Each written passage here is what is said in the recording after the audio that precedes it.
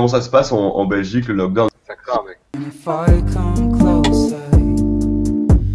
Et c'est quoi là du coup votre projet? Genre, vous vous êtes dit dans la semaine, vas-y on contacte des frérots et on fait un truc, genre c'est quoi Le confinement était très, très bizarre parce que tous nos concerts ont été annulés, toute la tournée qu'on avait prévue était annulée, donc on a dû rebondir. Premièrement, les concerts. Deuxièmement, je dirais les proches. Ouais, les potes, la famille. Les soirées aussi. Ouais, pas mal. Les soirées, aller boire des verres, aller manger à l'extérieur. Juste la vie en fait. Ouais. Ouais. Vous êtes pas ensemble vous? Non, non, non. On est lockdown chacun chez soi, quoi. Je pense, ouais. Oui, je pense, ouais. Ouais, toute la vie. Ouais, c'est vrai en fait. C'est vrai en fait. Première fois en 28 ans pour ma part. Ouais. Qu'on était séparés aussi longtemps. On a eu cette idée de créer un maximum de chansons en collaboration avec d'autres gens par vidéo. Et au final, ça a beaucoup mieux marché que ce qu'on pensait. Et en fait, c'était surtout le challenge de faire les morceaux en 24 heures. Et pourquoi ce challenge? Parce que ça nous permettait de pouvoir aller juste à l'essentiel et d'être spontané dans nos morceaux et dans la démarche créative qu'on avait avec les artistes avec qui on collaborait.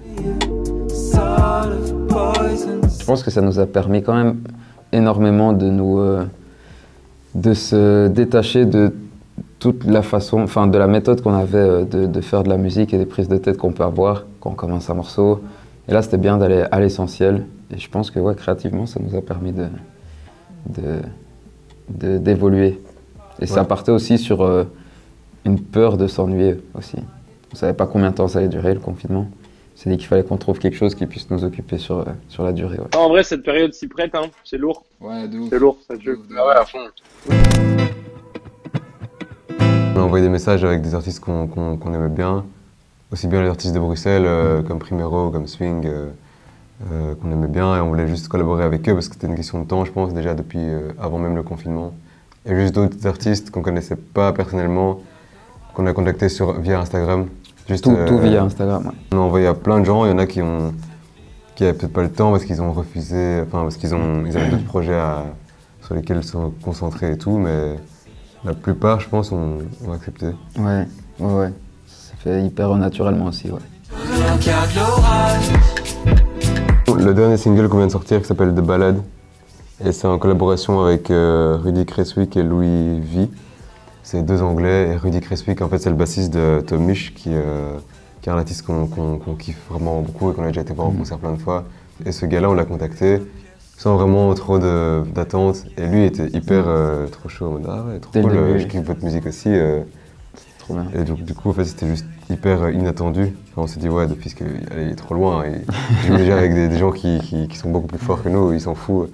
Mais en fait, non, il était juste hyper chaud. C'était juste pour la musique, quoi. Ouais, c'est ça, vraiment, c'était tellement gentil, tellement modeste. C'était beau à voir. Ouais. Ce regard malicieux, c'est ce que j'avais de mieux. En fait, non, disons que l'a priori que j'avais était beaucoup plus gros que la réalité.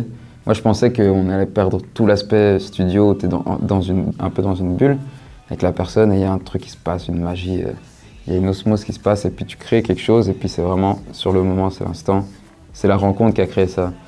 Mais au fait, en vrai, moi je trouvais que c'était hyper fluide et hyper naturel, même à distance, quoi.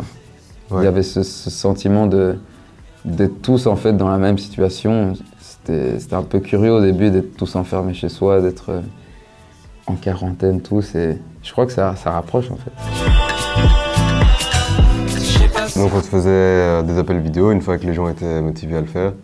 Et on partait toujours d'un loop de batterie et sur lequel on se mettait d'accord.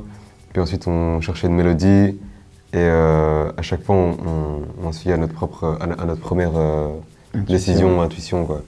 Du coup moi je produisais sur mon ordi, j'ai envoyé les instrus à Yvan et à ceux avec qui on collaborait, puis ils renvoyaient des voix ou des autres idées.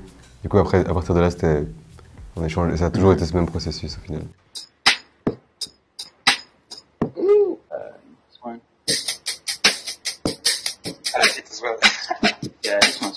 On a collaboré pas que avec des artistes chanteurs ou rappeurs ou autres, il y avait aussi des producteurs et des musiciens. enfin, c'était eux plutôt qui faisaient la prod en live que nous. Et il y a le guitariste Stéphane Tormar qui lui a trouvé la mélodie de guitare par exemple. Donc il y a vraiment un échange à chaque fois et même dans les idées, même si c'était nous qui faisions la composition, c'est vrai que comme tu dis, il y en avait qui disaient ah je verrais bien une vibe un peu plus chill ou une vibe un peu plus up-tempo. Ouais, genre le son qu'on a fait avec Lord Esperanza, je me souviens que lui il disait ah j'aimerais bien un style, un truc un peu plus joyeux, dansant. Il avait vraiment une idée plus précise, donc on était en mode ah bah ok vas-y on teste ça. Je pense que ce projet, ça nous a permis d'être positifs dans le sens où on a eu ce déclic créativement, on peut, même si on est bloqué ou limité et qu'on pense que tout est mort, il y a quand même moyen je pense de faire des trucs. Mais c'est vrai qu'on aimerait bien aussi que ça redevienne un peu à la normale, quoi, pouvoir refaire des lives et pouvoir des... C'est cool hein, comme option, je veux dire, mais la vie normale c'est bien aussi.